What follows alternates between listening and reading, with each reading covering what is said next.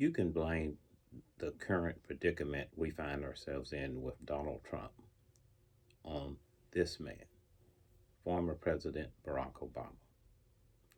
You see, President Obama traumatized insecure white America.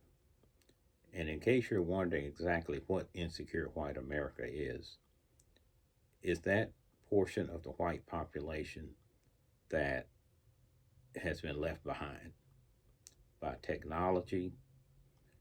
They were left behind geographically because the industrial base that was spread across many areas that were rural areas disappeared, outsourced, or technology phased it out.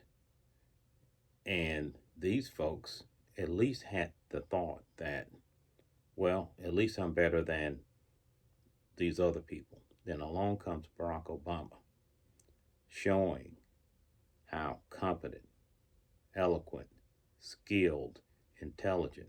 Matter of fact, he saved the economy after it crashed at the end of the term of George W. Bush.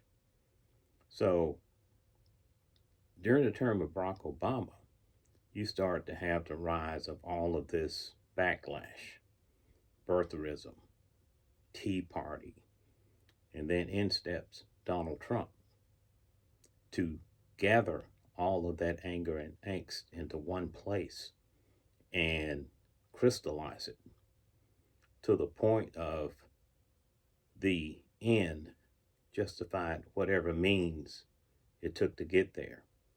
Lying, hate, anger, demonization, and they thought after Trump's first term that they had it in the bag. Then along comes Barack Obama's Vice President Joe Biden, so-called Sleepy Joe, who actually cleaned the clock of Donald Trump and won. Well, that derailed everything. So this cycle, they were measuring for the curtains for the White House, running as Joe Biden, who seemed to be diminished by age. Then all of a sudden, a switcheroo comes. Here comes Kamala Harris, younger than Trump, sharper than Trump, on her game more than Trump. So, what happened? Because the end justifies the means, Trump had carte blanche. They threw the whole sink. The Supreme Court rallied behind him, said, yeah, he can be on the ballot, even though he participated in an insurrection. They overrided the Constitution. Then they gave enhanced powers to the presidency, say he's basically immune for anything he does that's considered an official act. And the media is lined up behind it. Trump criticism is fairly light. Trump just said that he would use the military against his enemies and even named out a sitting congressman as one of the people he would use the military to round up his enemies. Well, what got more media news play?